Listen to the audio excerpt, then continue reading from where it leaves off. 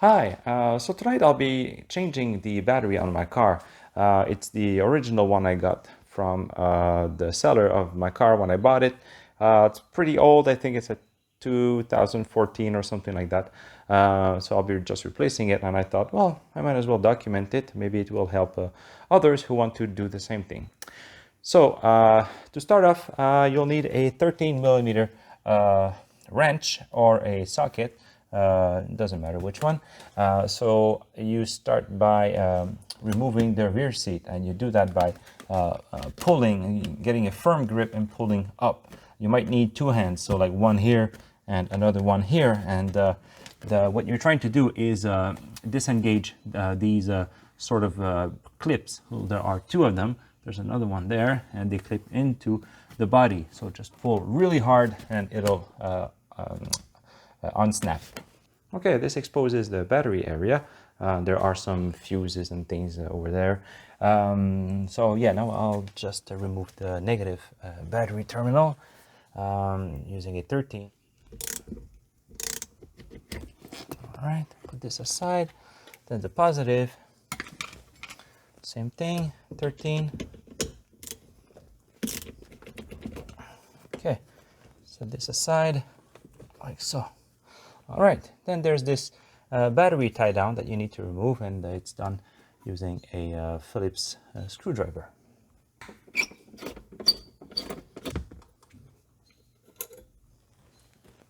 Okay, and then there's I think that's a 10 millimeter over here. So that's the bracket removed. Remove this tie down as well. Oh yes, one detail worth mentioning. If your battery has a vent tube installed, it'll be on this side over here, or maybe this one, most likely here.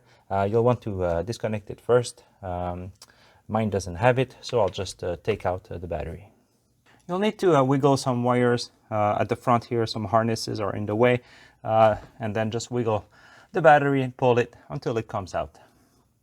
Okay, so this is the battery I'll be installing. I went with the OEM BMW battery. I just got the part number of real OEM and ordered it from the dealership and had it delivered. So it should be exactly as it left the factory, more or less. And this is the spec and the part number over here. And it's different than the aftermarket AC Delco battery I had. So this one is 825 CCA 70 AH. This one is 20 AH. Not sure what that means actually, but anyway, I'm more confident with this battery. And the cool thing is that if you look on this side, actually two nice things. So the production date, April 21. That's very cool. So not old stock. This is a recent production. So it's good that they the BMW still provides batteries for these old cars. So obviously this works on other platforms as well, like the M5 and the E34 and things like that. And another cool thing is that they provide a little bag with an elbow for the venting tube and also a cap. So you install it in this hole or the other one. And so that's very nice of BMW to include this because some kits don't include it. So yeah, nice. Also, it's worth mentioning that you don't pay much extra just for this logo. This battery was pretty much the same price as the aftermarket equivalent from CarQuest, Napa, and other retailers. So yeah, to me, it's a no-brainer to go with the OEM part. Before installing the battery, I like to vacuum the area first.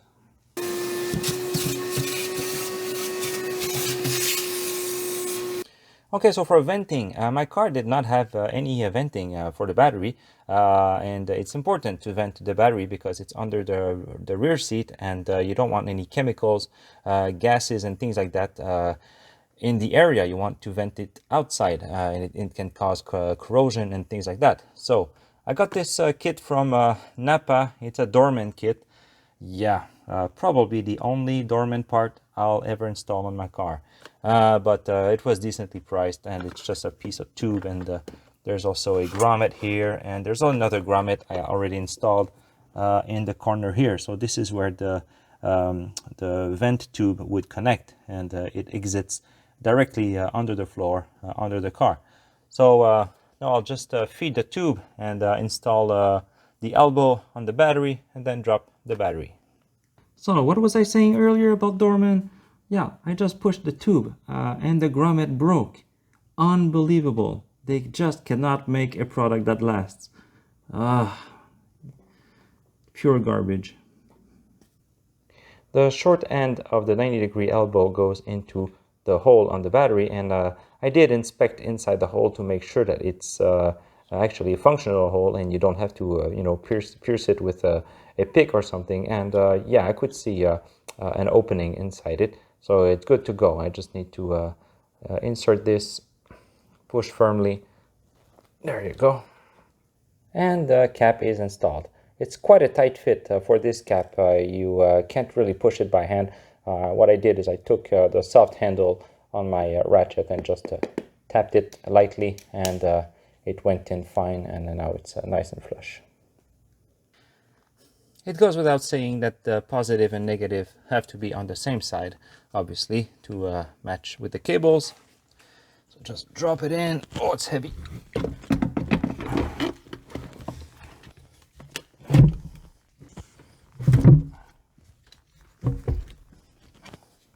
All right.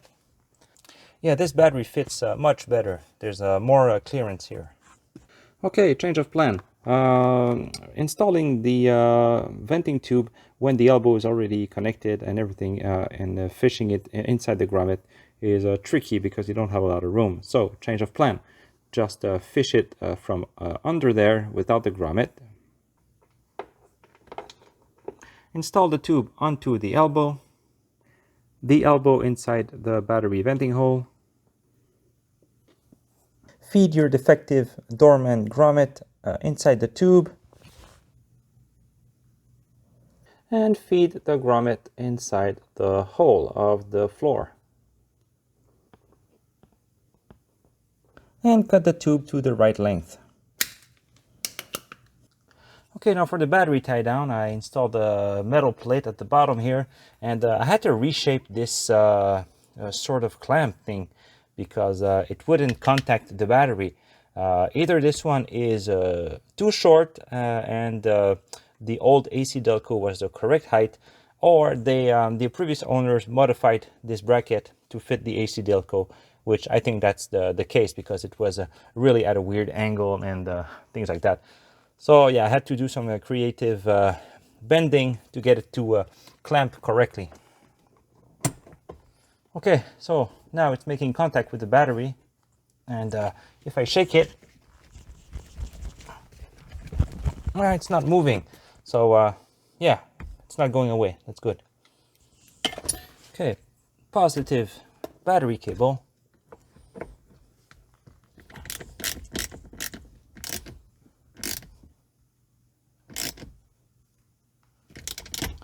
Right, with the cap. It doesn't fit quite well. I guess maybe it was for the AC Delco.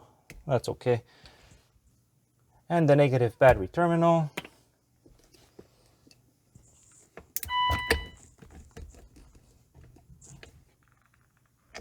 All right. So that's the cables installed. I could not get this cable further onto the pole.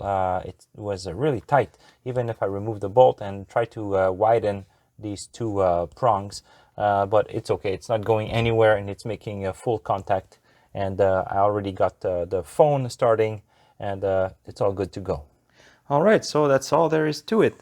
So I just need now to make sure that the foam pads are installed correctly and that nothing is out of place. But yeah, it looks good. I'll just reinstall the seat now.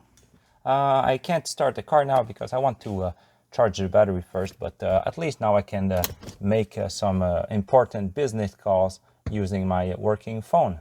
Yeah. So thanks for watching, and I'll see you in the next video. Bye-bye.